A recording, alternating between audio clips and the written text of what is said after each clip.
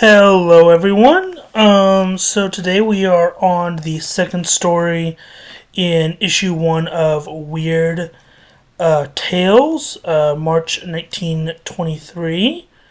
The one before this was A Dead Man's Tale, and today we are on Ooze, a novelette of 1,000 thrills by Anthony M. Rudd. In the heart of a second-growth piney woods jungle of southern Alabama, a region sparsely settled by backwoods blacks and Cajuns, that queer, half-wild people descended from Acadian exiles of the middle 18th century, stands a strange, enormous ruins. Starting off strong here. Interminable trailers of Cherokee rose, white-laden, during a single month of spring have climbed the heights of its 3 remaining walls. Palmetto fans rise knee-high above the base. A dozen scattered live oaks, now believing their nomenclature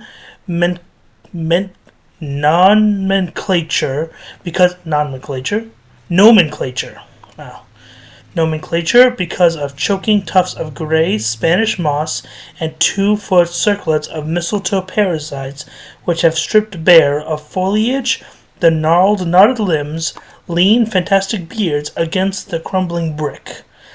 Immediately beyond, where the ground becomes soggier and lower, dropping away hopelessly into the tangle of dogwood, holly, poison sumac, and pitcher plants that is moccasin swamp, undergrowth of titi and anise, has formed a protective wall impenetrably to all save the furtive ones.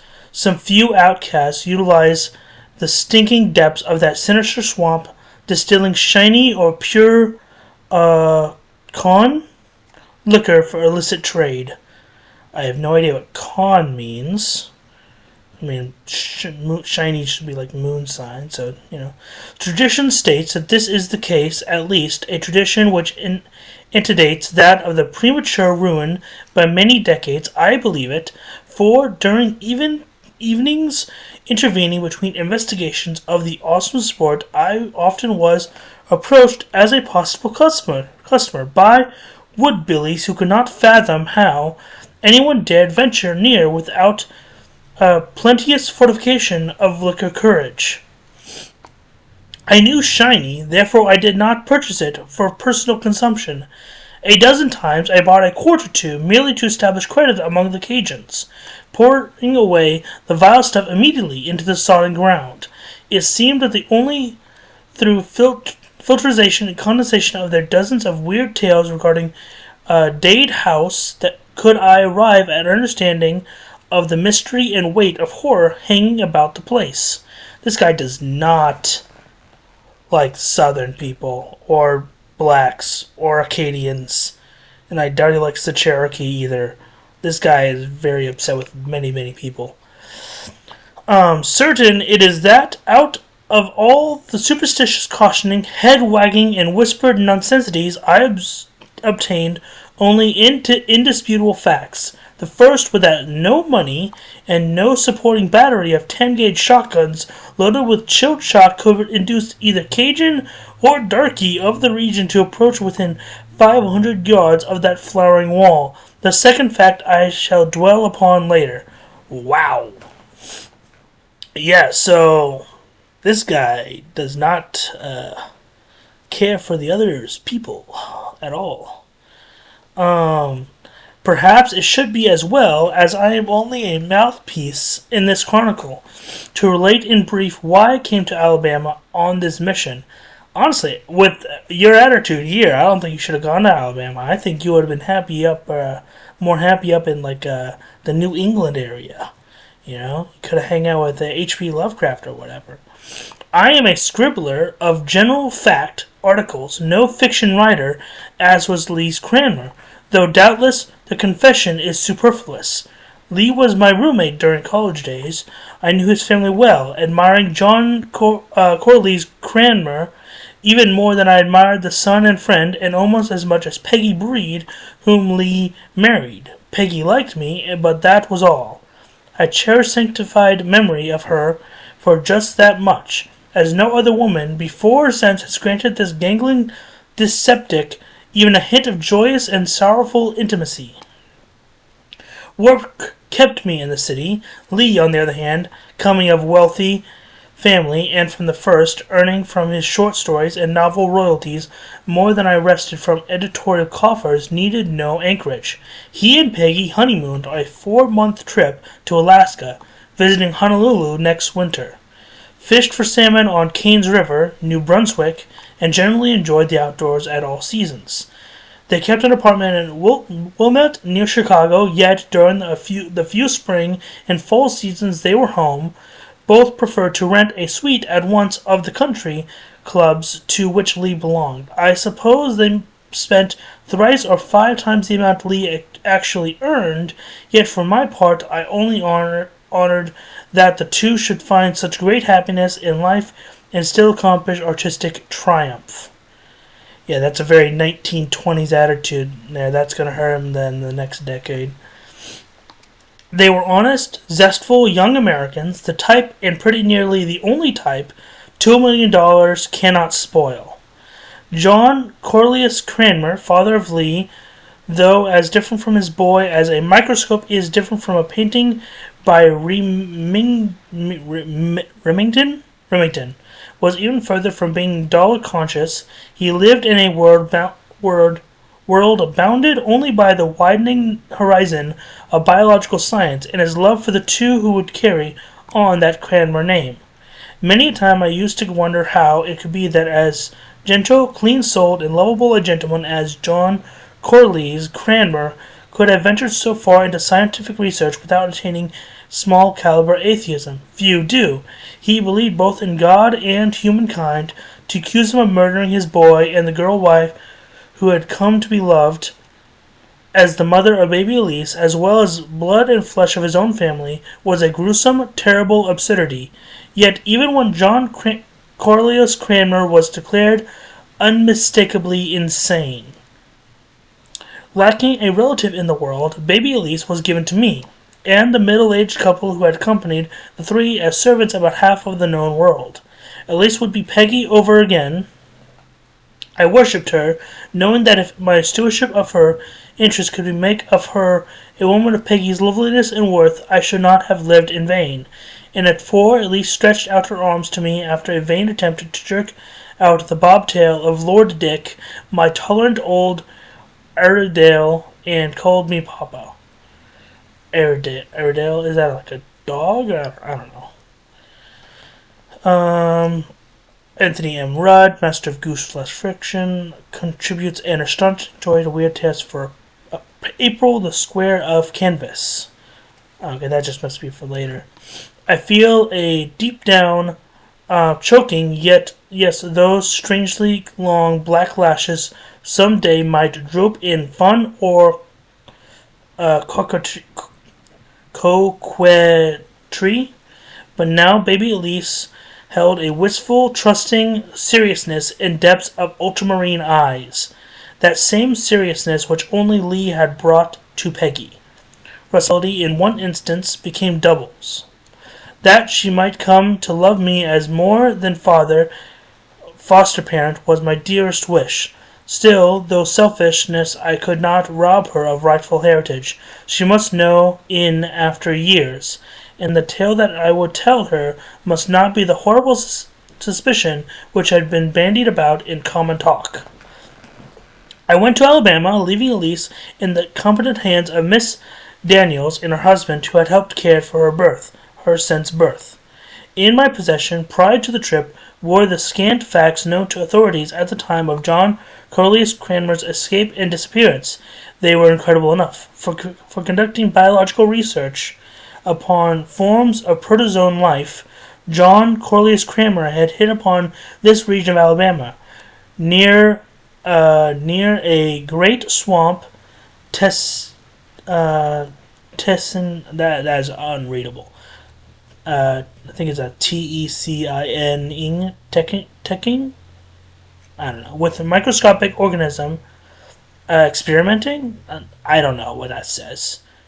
And situated in semi-tropical belt where freezing weather rarely intruded to harden the bogs, the spot seemed ideal for his purpose. Though mobile, he could secure supplies daily by truck.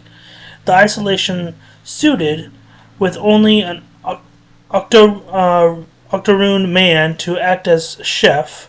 Octoroon, I don't know what that is, but it's probably racist. I don't know. It's the Times.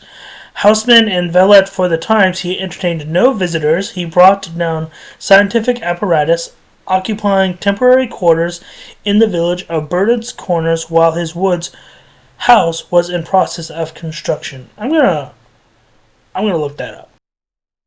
Okay, I looked it up. Octoroon is a term for someone who is 1/8 African.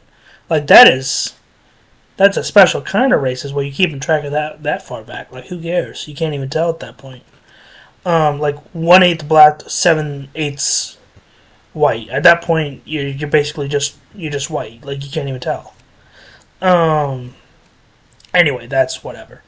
By all accounts, the lodge, as he termed it, was a substantial offer of 8 or 9 rooms, built of logs and planned lumber bought at Oak Grove. Lee and Peggy were expecting to spend a portion of each year with him. Quail, wild turkey, and deer abounded, which fact made such a vacation certain to please the pair. At other times, all save 4 rooms was closed.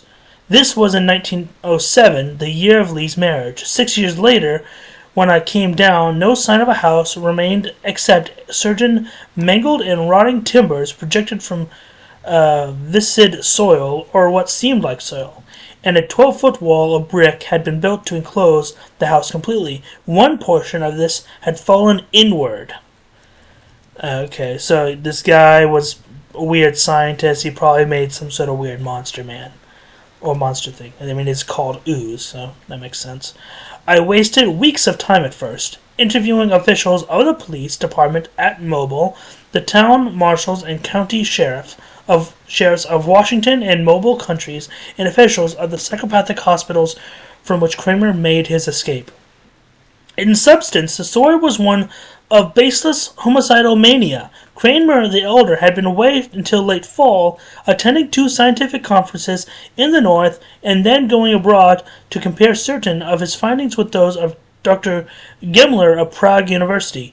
Unfortunately, Gemmler was assassinated by a religious fanatic shortly afterwards. The fanatic voiced virulent objection to all Mendelian research as blasphemous. This was his only defense. He was hanged.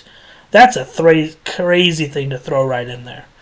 Search of Gemmler's notes and effects revealed nothing save an immense amount of laboratory data on karyokinesis, the process of chromosome arrangement occurring in first-growing cells of higher animal embryos. Apparently, Kramer had hoped to develop some similarities or point out differences between hereditary factors occurring in lower forms of life and thus half demonstrated in the cat and monkey. The authorities had found nothing that helped me. Kramer had gone crazy. Was that not sufficient explanation? Perhaps it was for them and not for me and Elise. But to the slim basis of fact I was able to unearth, no one wondered when a fortnight passed without appearance of any person from the lodge. Why should anyone worry? A provision salesman in Mobile called up twice, but failed to complete a connection. He merely shrugged. The Kramers had gone away somewhere on a trip. In a week, a month, a year, they would be back. Meanwhile, he had lost commission. But what of it? He had no responsibility for those queer nuts up there in the piney woods. Crazy, of course. Why should any guy with millions to spend shut himself up among the Cajuns and draw a microscope enlarged notebook pictures of what the salesman called germs? A stir was aroused at the end of the fortnight, but the commotion confined itself to building circles. 20 carloads of building brick, 50 bricklayers, and a quarter-acre of fine-meshed wire, the sort used for screening off pens of rodent and small marsupials in a zoological garden, were ordered, damn expensive, hurry, by an unshaved, tattered man who identified himself with difficulty as John Corliss Kramer. He looked strange even then. A certified check for the total amount given in advance, and another check of absurd size slung toward a labor entrepreneur silenced objection. However, these millionaires were apt to be flighty. When they wanted something, they wanted it at tap of the bell. Well, why not drag down the big profits? A poor man would have been jacked up in a day. Kramer's fluid gold bathed him in immunity to criticism. That hasn't changed. The circling wall was built and roofed with wire netting, which drooped about the squat pitch of the lodge. Curious iniquities of workmen went unanswered until the final day. Then Kramer, a strange, intense apparition who showed himself more shabby than a quay derelict, assembled every man jack of the workmen. In one hand he grasped a wand of blue slips, 56 of them. In the other he held a Luger automatic handgun. I offered each man $1,000 for silence, he announced. As an alternative, death. You know little. Will all of you consent to swear upon your honor that nothing which has occurred here will be mentioned elsewhere? By this I mean absolute silence. You will not come back here to investigate anything. You will not tell your wives. You will not open your mouths even upon the witness stand in case you are called. My price is 1,000 apiece. In case one of you betrays me, I give you my word that this man shall die. I am rich. I can hire men to do murder. Well, what do you say? The men glanced apprehensively about. That threatened Luger decided them. To a man they accepted the blue slips, and save for one witness, who lost all sense of fear and mortality in drink, none of the 56 has broken his pledge, as far as I know. That one bricklayer died later in delirium tremens. It might have been different had not John Corliss Cranmer escaped. Okay, so yeah, the rich get away with murder, as is per usual. They found him, the first time, mouthing meaningless phrases concerning an amoeba, one of the tiny forms of protoplasmic life he was known to have studied. Also, he leaped into a hysteria of self-accusation. He had murdered 2 innocent people. The tragedy was his crime. He had drowned them in ooze. Ah, God. Unfortunately for all concerned, Cranmer, dazed and indubitably stark insane, chose to perform a strange travesty on fishing 4 miles to the west of his lodge, on the further border of Moccasin Swamp. His clothing had been torn to shreds, his hat was gone, and he was coated from head to foot with gluey mire. It was far from strange that the good folk of Shanksville, who never had glimpsed the eccentric millionaire, failed to associate him with Cranmer. They took him in, searching his pockets, finding no sign save an inordinate sum of money, and then put him under medical care. 2 precious weeks elapsed before Dr. Quirk reluctantly acknowledged that he could do nothing more for this patient and notified the proper authorities. Dr. Quirk, as like a medical examiner, is a crazy name. Then much more time was wasted. Hot April and half of still hotter May passed by before the loose ends were connected. Then it did little good to know that this raving unfortunate was Cranmer, or that the 2 persons of whom he shouted in disconnected delirium actually had disappeared. Alienists absolved him of responsibility. He was confined in a cell reserved for the violent. Meanwhile, strange things occurred back at the lodge, which now, for good and sufficient reason, was becoming known to dwellers of the woods as Dead House. Until one of the walls fell in, however, there had been no chance to see unless one possessed the temerity to climb either one of the tall live oaks or mount the barrier itself. No doors or opening of any sort had been placed in that hastily constructed wall. By the time the western side of the wall fell, not a native for miles around, but feared the spot more than ever the bottomless snake-infested bogs which lay to west and north. The single statement was all John Corliss Kramer ever gave to the world. It proved sufficient. An immediate search was this is hard to read. Search was instituted. It showed that less than 3 weeks before the day of initial reckoning, his son and Peggy had come to visit him for the second time that winter, leaving Elise behind in company of the Daniels pair. They had rented a pair of Gordons for quail hunting and had gone out. That was the last anyone had seen of them. The backwoods Negro, who glimpsed them stalking a cove behind the two pointing dogs, had shown no more, even when sweated through 12 hours of third degree, certainly suspicious circumstances, having to do only with his regular pursuit of shiny transportation, had caused him to fall under suspicion. At first, he was dropped. Is he fired or dropped like he got hung? I don't know. 2 days later, the scientist himself, who appeared a gibbering idiot who slowed his pole, holding on to the baited hook until a marsh where nothing save moccasins, an errant alligator, or amphibious life could have been snared. His mind was 3/4 dead. Cranmer then was in the state of the dope fiend who rose to his sitting possessions to ask seriously how many Bolshevists were killed by Julius Caesar. That says Bolsheviks. Why would that be killed by Julius Caesar? That's not... Before he was stabbed by Brutus, on why it was the roller canary sang only on Wednesday evenings. He knew that tragedy of the most sinister sort had stalked through his life, but little more at first. It's really faint here. Am I misreading this? Because I'm pretty sure this says Bolshevist. Killed by Julius Caesar. Is this talking about, the Germans that Julius killed?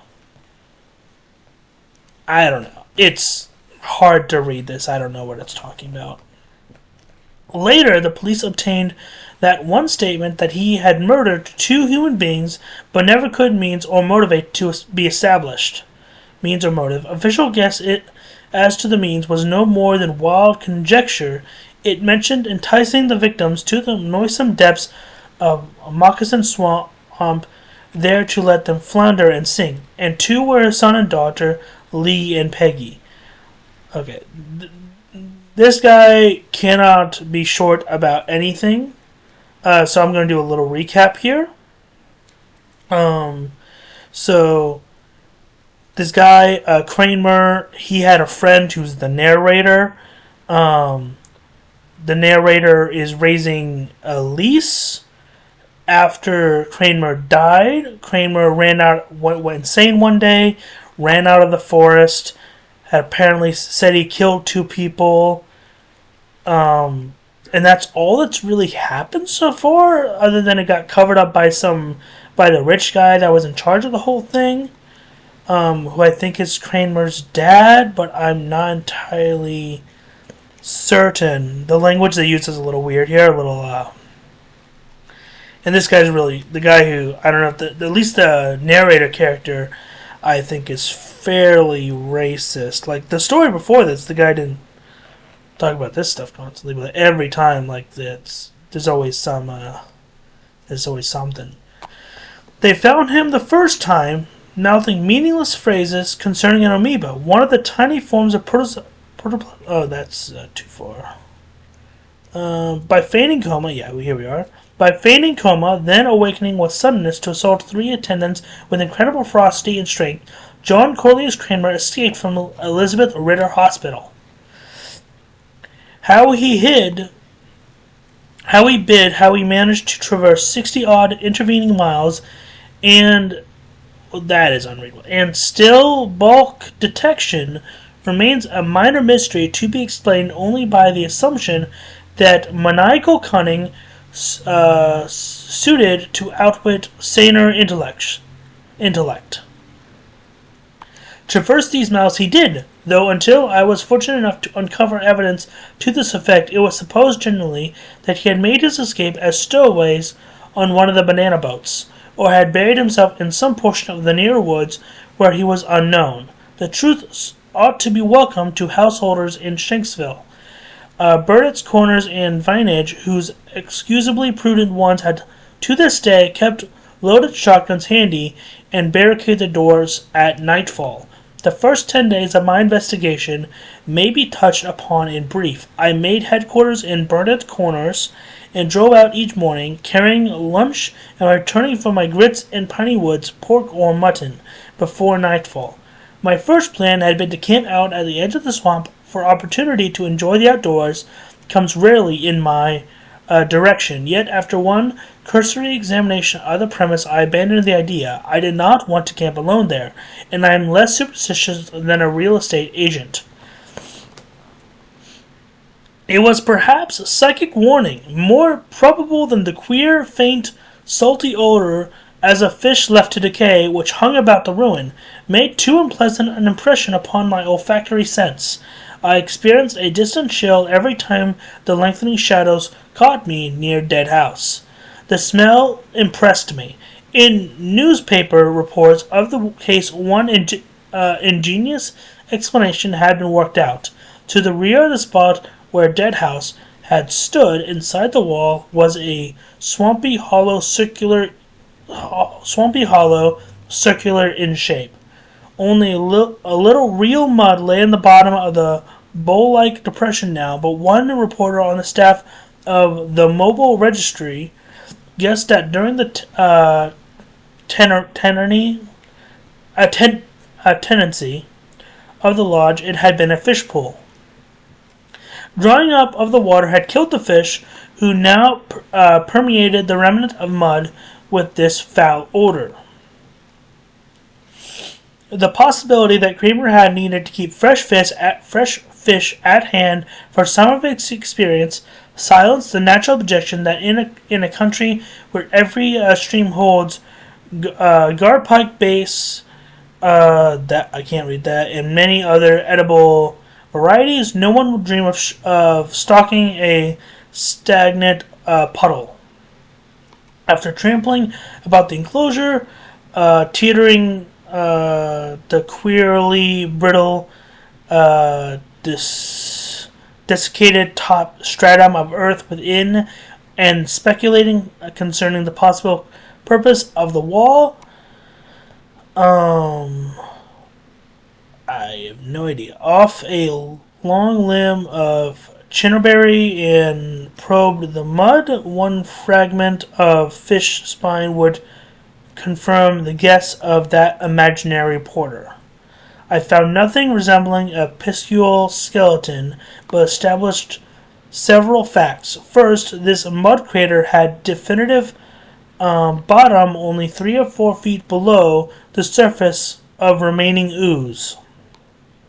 Second, the fishy stench became stronger as I stirred. Third, at one time the mud, water, or whatever had compromised the balance of content had reached the rim of the bowl. The last showed by certain marks plain enough when the crusty 2-inch stratum of upper coating was broken away. It was puzzling. Yeah, I assume it's puzzling. I don't know what you're talking about. There's a hole, it's got some mud in it, you poke the mud, it's not that deep. You don't know what the hole was for. You thought it was for fish, it's not for fish. That's all we know. The nature of that thin, desiccating effluvium, which seemed to cover everything even to the lower foot or two of brick, came in for next inspection.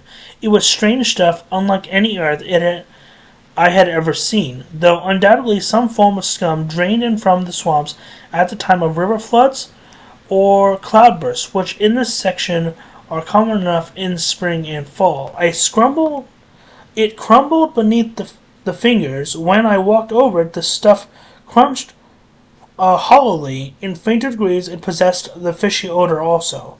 I took some samples where it lay, thickest upon the ground, and also a few where there seemed to be no more than a depth of a sheet of paper. Later, I would have a laboratory analysis made. Apart from any possible bearings the stuff might have upon the disappearance of my three friends, I felt the tug of article interest, that wonder over anything strange or seemingly inexplicable that leads the hunt for fact. A certain glamour and romance all its own. To myself, I was going to have to explain sooner or later just why this layer covered the entire space within the walls and was not perceptible anywhere outside. The enigma could wait, however, or so I decided. Far more interesting were the traces of violence apparent on wall in what once had been a house. The latter seemed to have been ripped from its foundation by a giant hand, crushed out of semblance to a dwelling, and then eased in fragments upon the base of wall, mainly on the south side, where heaps of twisted, broken timbers lay in profusion. On the opposite side, there had been such heaps once, but now only charred sticks, coated with that gray-black, omnipresent coat of desiccation remains. These piles of charcoal had sifted and examined most carefully by the authorities, as one theory had been advanced that Kramer had burned the bodies of his victims, yet no sign whatever of human remains was discovered. The fire, however, pointed out one odd fact which controverted the reconstructions made by the detectives months before. The latter suggested the dried scum to have drained from the swamp, believed that the house timbers had floated out to the sides of the wall, there to arrange themselves in a series of piles. The absurdity of such a theory showed even more plainly in the fact that if the scum had filtered through in such a flood, the timbers most certainly had been dragged into piles previously. Some had burned, and the scum coated their charred surfaces. So they can't explain how the wood got there. What had been the force which had torn the lodge to bits in its spiteful fury? Why had the parts of the wreckage been burned, the rest to escape? Right here, I felt, was the keynote to the mystery, yet I could imagine no explanation. That John Cornelius Kramer, himself physically sound, yet a man who for decades had led a sedentary life, could have accomplished such destruction unaided was difficult to be believed. So you're saying your buddy's fat, he can't do it, you know? I turned my attention to the wall, hoping for evidence which might suggest another theory.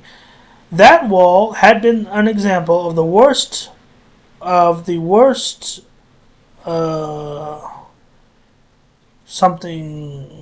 construction. Though little more than a year old, the parts left standing showed evidence that they had begun to decay. The day the last brick was laid, the mortar had fallen from the interstices. Here and there a brick had cracked and dropped out. Fibrils of the climbing vines had penetrated crevices, working for early destruction, and one side already had fallen. It was here that the first glimmering suspicion of the terrible truth was forced upon me. The scattered bricks, even those which had rolled inward towards the gaping foundation lodge, had not been coated with scum. This was curious, yet it could be explained by surmise that the flood itself undermined the weakest portion of the wall. I cleared away a mass of brick from the spot on which the structure had stood. To my surprise, I found it exceptionally firm. Hard red clay lay beneath. The flood conception was faulty. Only some great force exerted from inside or outside could have wreaked such destruction. When careful measurement, analysis, and deduction convinced me, mainly from the fact that the lowermost layers of brick all had fallen outward, while the upper portion toppled in, I began to link with this mysterious and horrific force with the one which had rent the lodge asunder. It looked as though a typhoon or gigantic centrifuge had needed elbow room in ripping down the wooden structure, so it got pushed out from inside. But I got nowhere with the theory. Though in ordinary affairs I am called a man of too great imaginative tendencies, no less than 3 editors have cautioned me on this point. Perhaps it was the narrowing influence of great personal sympathy, yes, and love.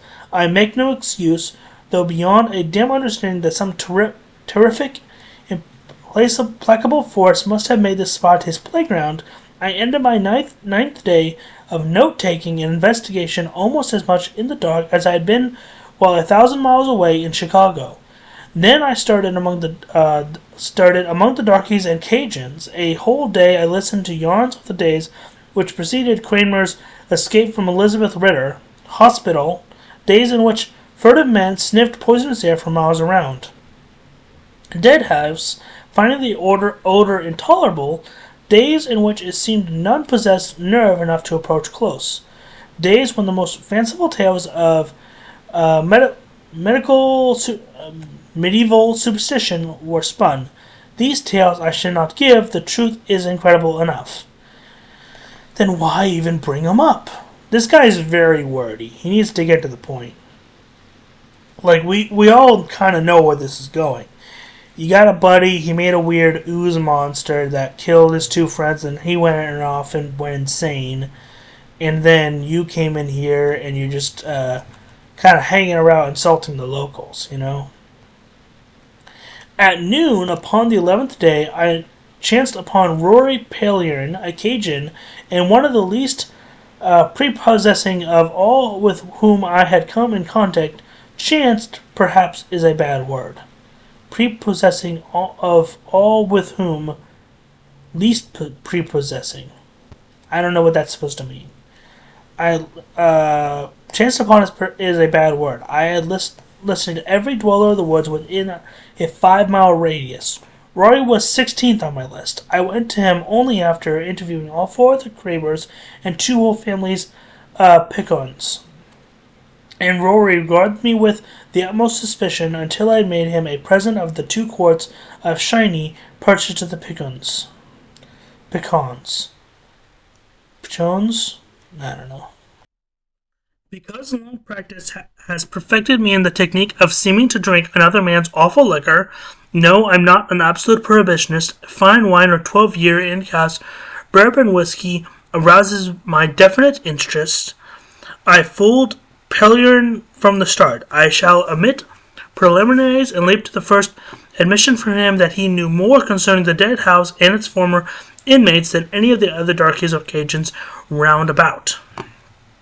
But I ain't talking, I don't know how to do a Cajun accent, but I ain't talking scar if I should open my gab, what might fly out. It is for keeping silent. You're damn right. I agree. He was a wise man, educated to some extent in the queer schools and churches maintained exclusively by Cajuns in the depths of the woods, yet naive withal. We drank, and I never had to ask another leading question. The liquor made him want to interest me, and the whole extraordinary topic in this whole neck of the woods was the dead house. 3/4 of the pint of, I don't know what that says, nauseous fluid, arid? I don't know. And he vented darkly a pint, and he had told me something I scarcely could believe. Another half pint, but I shall give his confession in condensed form. He had known Joe Sibley, the octoroon chef, houseman, and valet who served Kramer. Through Joe, Rory had furnished certain indispensable in way of food of the Kramer household. At first, the salable articles had been exclusively vegetables.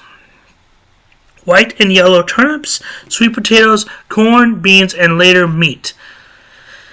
Meat especially, whole lamb slaughtered and quartered, the coarsest variety of piney woods, pork and beef, all in immense quantity.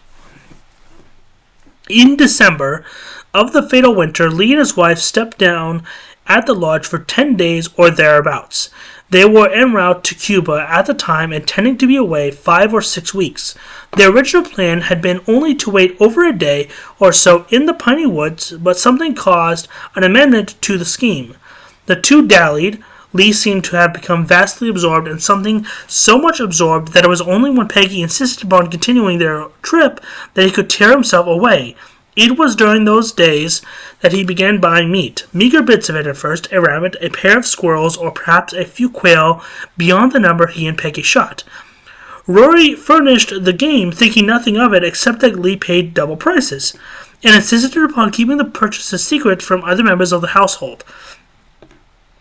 "I'm putting it across on the governor, Rory," he said once with a wink, "going to give him the shock of his life.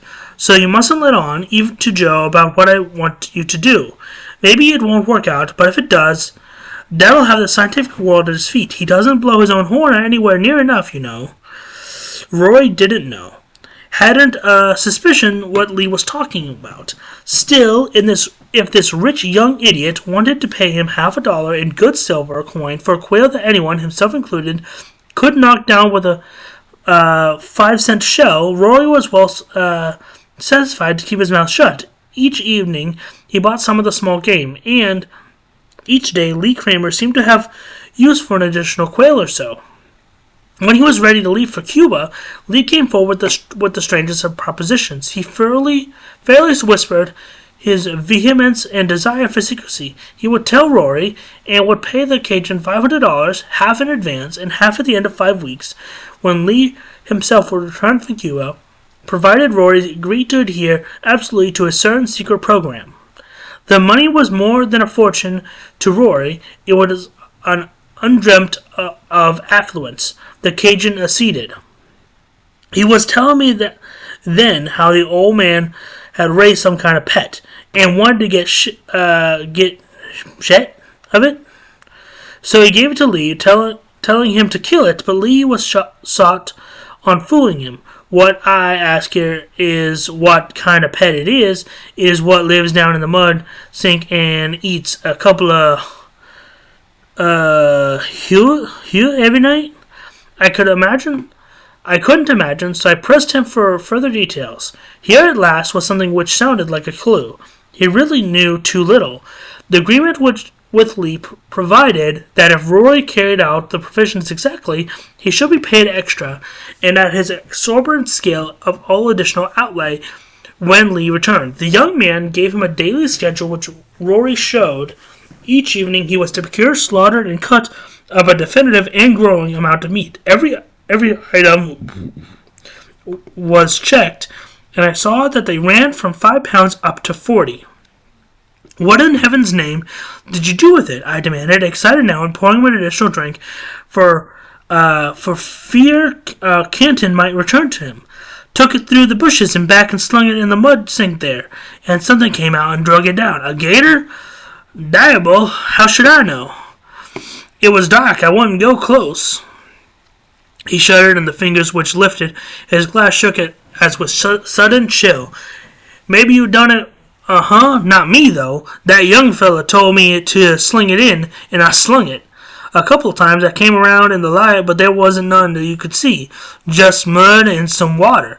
Maybe the thing didn't come out in daytime." "Perhaps not," I agreed, straining every mental resource to imagine what Lee's sinister pet could have been. "But you said something about 2 hogs a day. What did you mean by that? This paper, proof enough that you're telling the truth so far, states that on the 35th day you were to throw 40 pounds of meat, any kind, into the sink. 2 hogs, even the Penny Woods variant, weigh a lot more than 40 pounds. Then was after he came back." From this point onward, Rory's tale became more and more enmeshed in the vagaries induced by bad liquor. His tongue thickened. I shall give his story without attempts to reproduce further verbal barbarities or the occasional prodding I had to give in order to keep him from meandering into foolish jargon. Lee had paid magnificently. His only objection to the manner in which Rory had carried out his orders was that the orders themselves had been deficient. The pet, he said, had grown enormously. It was hungry, ravenous. Lee himself had supplemented the fare with huge pails of scrap from the kitchen. From that day, Lee purchased from Rory whole sheep and hogs. The Cajun continued to bring the carcasses at nightfall, but no longer did Lee permit him to approach the pool. The young man appeared chronically excited now. He had a tremendous secret, one the extent of which even his father did not guess, and one which would astonish the world. Only a week or two more, and he would spring it. First, he would have to arrange a certain data. Then came the day when everyone disappeared from Dead House. Rory came around several times to conclude that all the occupants had folded tents and departed, doubtlessly taking their mysterious pet along.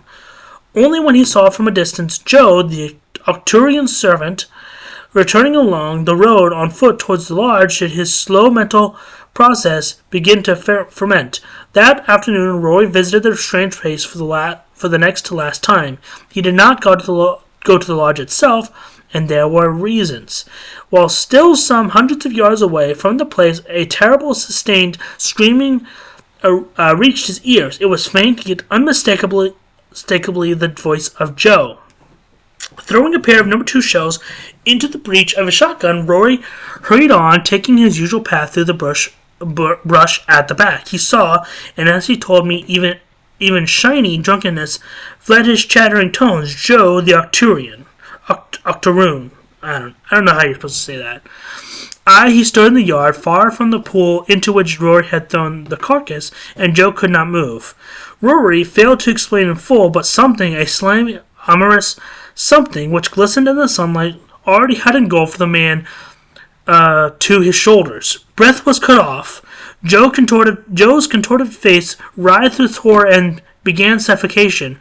One hand, all that was free of the rest of him, beat feebly upon the rubbery, translucent thing that was engulfing his body. Then Joe sank from sight. Finally seeing the first appearance of the titular ooze, and it does ooze things. I think this is really cool.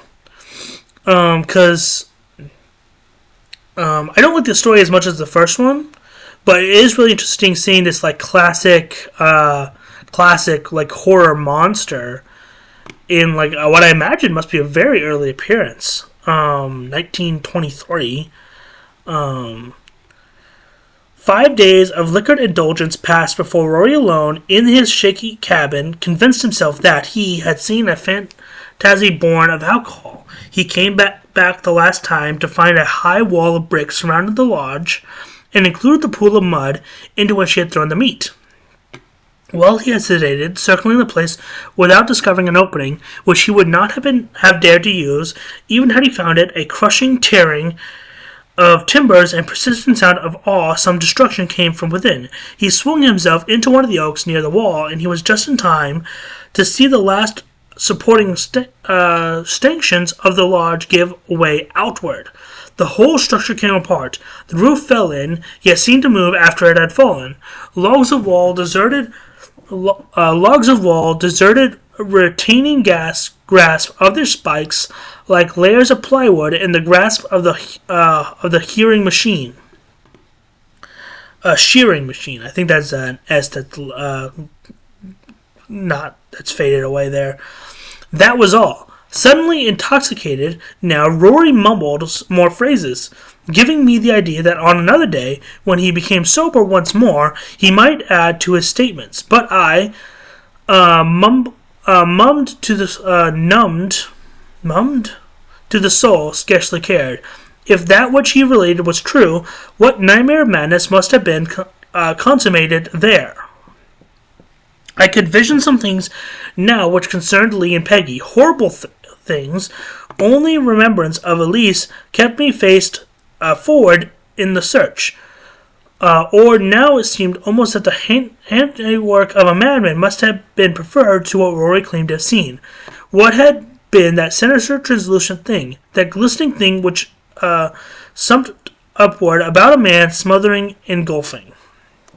Queerly enough, though such a theory has come most easily to mind now would have enraged reason in me if suggested concerning total strangers. I asked myself only what details of Roy's revelation had been exaggerated by fright and fumes of liquor, and as I sat on the creaking bench in his cabin, staring unseeing as he lurched down to the floor, fumbling with a lockbox of green tin which lay under his cot, and muttering the answer to all my questions lay within reach. It was not until next day, however, that I made the discovery. Heavy of heart, I re-examined the spot where the lodge had stood, and then made my way to the Cajun's cabin again, seeking sober confirmation of what he had told me during intoxication. In imagining that such a spree for Rory would be ended by a single night, however, I was mistaken. He lay sprawled almost as I had left him. Only two factors were changed. No shiny was left, and laying open, with its miscellaneous contents strewn about, was the tin box. Rory somehow had managed to open it with the tiny key still clenched in his hand. Concern for his safety alone was what made me notice the box. It was a receptacle for small fishing tackle of the sort carried here and there by any sportsman. Tangles of dowagiac minnows, spoon hooks ranging in size to silver-backed number 8s, 3 reels still carrying a line of different weights, spinners, casting plugs, wobblers, floating baits were spilled out upon the rough plank flooring, where they might snag Roy badly if he rolled. I gathered them, intending to save him an accident. With the miscellaneous assortment in my hands, however, I stopped dead. Something had caught my eye. Something laying flush with the bottom of the lockbox. I stared, and then swiftly tossed the hooks and other impediments upon the table. What I had glimpsed there in the box was a loose-leaf notebook of the sort used for recording laboratory data, and Rory scarcely could read, let alone write. Feverishly, a riot of recognition, surmise, hope, and fear bubbling in my brain, I grabbed the book and threw it open. At once I knew that this was the end. The pages were scribbled in pencil, but the handwriting was that precise chirography. I knew as belonging to John Cornelius Kramer, the scientist. Could he not have obeyed my instructions? Oh God, this. These were the words at top of the first page which met my eye. Because knowledge of the circumstances, the relation of which I pried out of reluctant Rory only some days later when I had him in Mobile as a police witness, for the sake of my friend's vindication, it is necessary to understand I shall interpolate. Rory had not told me everything. On his late visit to the vintage of Deadhouse, he saw more. A crouching figure, seated Turk fashion on top of the wall, appeared to be writing industriously. Rory recognized the man as Kramer, yet did not hail him. He had no opportunity. Just as the Cajun came near, Kramer rose, thrust the notebook, which had rested upon his knees, into the box. Then he turned, tossed outside the wall both the locked box and a ribbon to which was attached the key. For his arms raised toward heaven, for 5 seconds he seemed to invoke the mercy of power beyond of all man's scientific prying, and finally he leaped inside. Roy did not climb to investigate. He knew what lay below the portion of wall lay the mud sink into which he had thrown the chunks of meat. So it looks like Kramer jumped to the ooze in a attempt to remove himself from the census, as it were. This is a true transcription of the statement I inscribed telling the sequence of actual events at Deadhouse. The original of the statement now lies in the archives of the detective department. Kramer's notebook, though written in a precise hand, yet betrayed the man's insanity by incoherence and frequent repetitions. My statement has been accepted now, both by alienists and by detectives who had entertained different theories in respect to the case. It quashes the noisome hints and suspicions regarding 3 of the finest Americans who have ever lived, and also one queer supposition dealing with supposed criminal tendencies in poor Joe the Octoroon. John Cornelius Kramer went insane for sufficient cause. As readers of popular fiction know well, Lee Kramer's forte was the writing of what is called, among fellows on the craft, the pseudoscientific story. In plain words, this means a yarn based upon solid fact in the field of astronomy, chemistry, anthropology, or whatnot, which carries to logical conclusions unproved theories of men who devote their lives to searching out further nadirs of fact. In certain fashion, these men are allies of science. Often they visualize something which has not been imagined, even by the best of men from whom they secure data, thus opening new horizons of possibilities. In a large way, Jules Verne was one of these men in his day. Lee Cranmer bore fair to carry on the work in worthy fashion, work taken up for a period by an Englishman named Wells, but abandoned for stories of a different and, in my humble opinion, less absorbing type. I mean, that's Verne's and Wells were both early science fiction / adventure writers. Lee wrote 3 novels, all published, which dealt with such subjects, 2 of the 3 secured from his own father's labors, and the others speculating upon the discoveries and new possible uses of interatomic energy. Upon John Corley's Cranmer returned from Prague, you gotta write that guy's name out the whole time. It's not just John Cranmer or John Corley's Cranmer, the whole time. John J.C. Cranmer, John Corley's Cranmer, the whole thing. But upon his return from Prague that fatal winter, the father informed Lee that a greater subject than any with which the young man had dealt now could be tapped. Cranmer, Sr., had devised a way in which the limited factors of protein life and growth could be nullified in time, and with cooperation of biologists who specialized with karyokinesis and embryology of higher forms, he hoped to put the theory in pragmatic terms, to be able to grow swine the size of elephants, quail or woodcock, with breasts from which 100 weight of white meat could be cut away, and steers whose dehorned heads might butt at the 3rd story of a skyscraper. So it's kind of great Godzilla beasts. Such results would revolutionize the methods of food supply, of course. It also would hold out hope for all undersized specimens of humanity, provided only that if factors inhibited growth could be deleted, some method of stopping gianthood could be developed.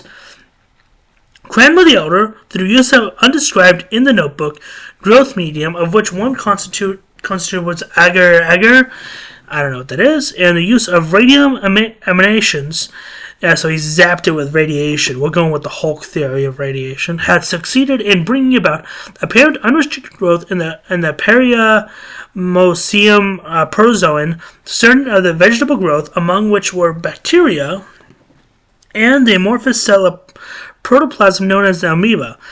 At the last, a single cell contained only nucleosis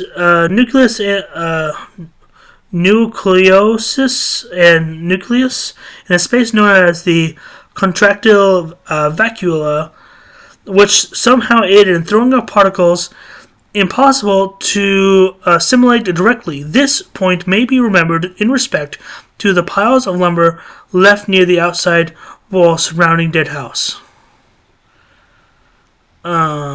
Particles impossible. Okay, so he can't eat the wood, so he pushed the wood around. When Lee Cranmer and his wife came south to visit, John Corliss Cranmer's showed his son an amoeba, normally an organism visible under low-power microscope, which he had observed from natural growth inhibitions. This amoeba, a rubbery amorphous mass of protoplasm, was the size then of a large beef liver. It could have been held in 2 cupped hands placed side by side. How large could it grow? Asked Lead, wide-eyed and interested. So far as I know, answered the father, there is no limit. Now, it might, if not good food enough, grow to be as big as the Masonic Temple. But take it out and kill it, destroy the organism utterly, burning the fragment, else there is no telling what might happen.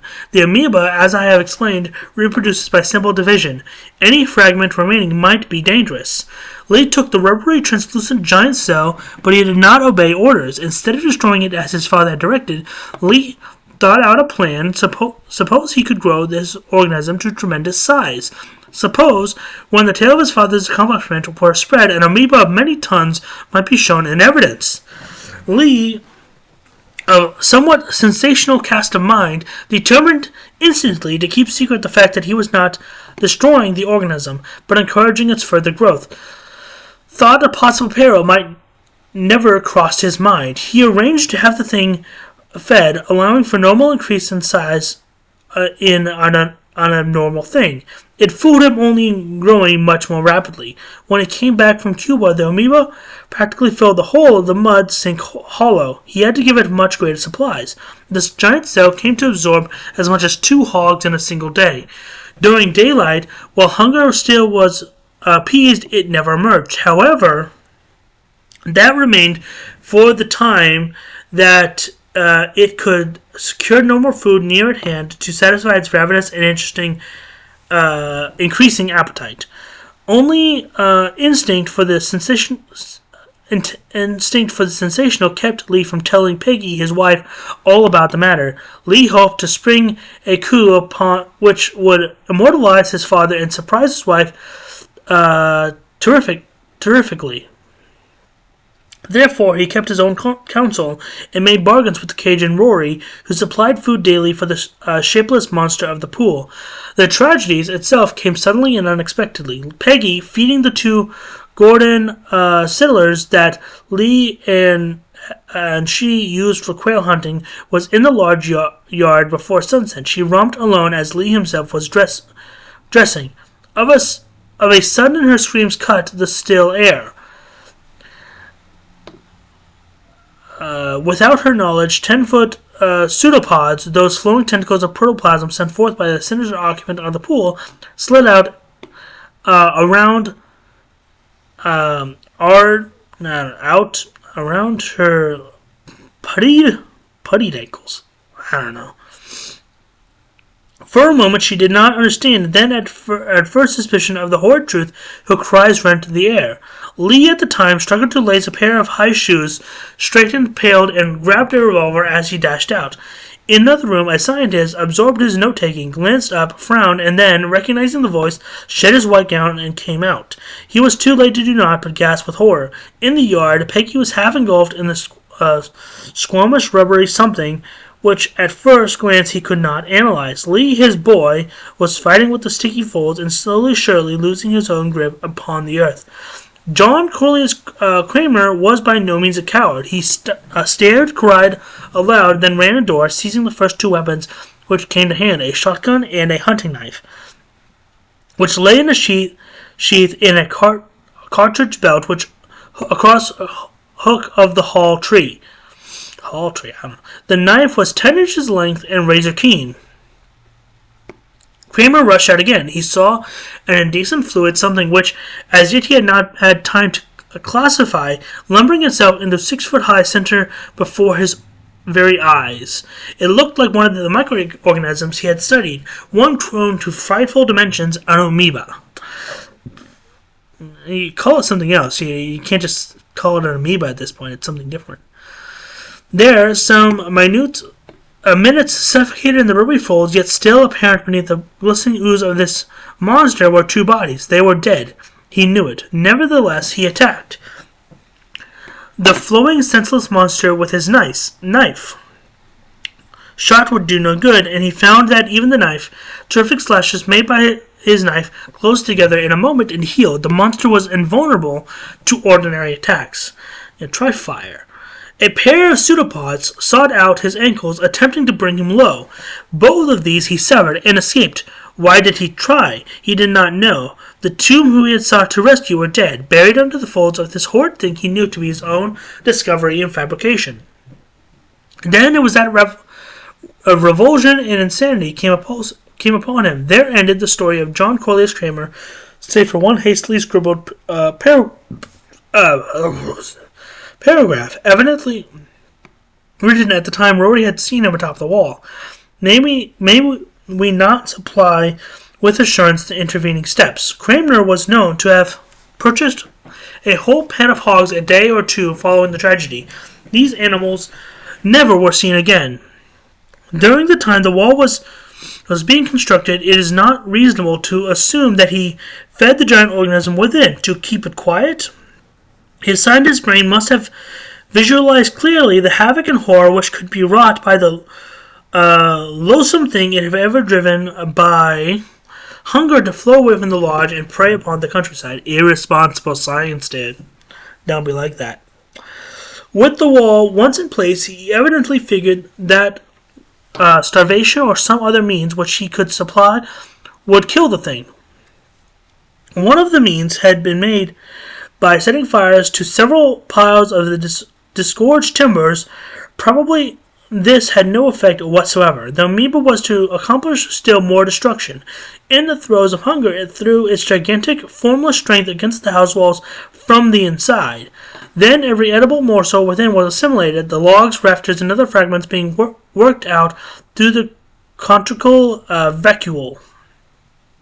During some of its last struggles, undoubtedly the side walls of brick was weakened, not to collapse, however, until the giant amoeba no longer could take advantage of the breach.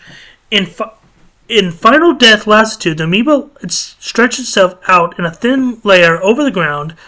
There it succumbed, though there is no means of estimating how long a time intervened. The last paragraph in Kramer's notebook, scrawled so badly that it is possible some words I have not deciphered correctly, reads as follows. In my work, I have found the means of creating a monster. The natural thing, in turn, has destroyed my work and with those whom I held dear. It is in vain that I assure myself of innocence of spirit. Mine is the crime of presumption. Now expiation, worthless though that may be, I give myself. It is better not to think of that last leap and the struggle of an insane man in the grip of the dying monster. Okay, that's the end of it. Yeah, so what do I think? I think it's really interesting to see the first appearance of like an ooze type monster. I don't know if there's any appearances of something like this before this came out, but from like it doesn't sound like he's drawing from anything in particular, at least that I can recognize. Tell me if I'm wrong. But I think he spent way too much time kind of doing the setup. And like this could have been a whole like 2 or even 3 pages shorter in places. Like he had this whole like Elise, like they mentioned it a couple times at the beginning. He's got an adopted daughter named Elise. Like that could have been unmentioned. It could have just been, oh yeah, I'm investigating my friend's bout of insanity. Like you don't need another person as a motivation for that. And yeah, there's some like he made a lot of comments about the Blackies and the Cajuns, which I felt were unnecessary. But that's to be expected. Again, this is from 1923, and even if I don't agree with that kind of language, it's of the time, and I want to read it how it was written. But I think it's really interesting to kind of see like one of these. One of the reasons I'm doing this is because it's really interesting to see these old stories done before we started iterating on them. Like, how many times have you seen like an ooze type monster in like a TV show or a movie or whatever, and it's got all this added stuff, but this is like the pure essence of that type of monster. Even if it's an unperfected essence, I think that's really interesting. Like there's something like you could have made this whole thing way shorter. I think it's like the fact that the ooze is already dead at the beginning of the story, but we don't find out till here. Like I was waiting for the ooze to show back up and do something in the present, but it's already starved to death by the time our narrator gets down there. But yeah, if you got to this point, I assume you like these kind of readings. Tomorrow, Extraordinary Unearthly Things will thrill and amaze you in this strange story, The Thing of a Thousand Shapes by Otis Alderberti Klein. That'll be, I'll read that soon. But yeah, that was The Ooze by Anthony M. Rudd. And yeah, so like, comment, subscribe, tell me what you think. Tell me if you liked it, if you don't. And I will see you in the next one. Bye.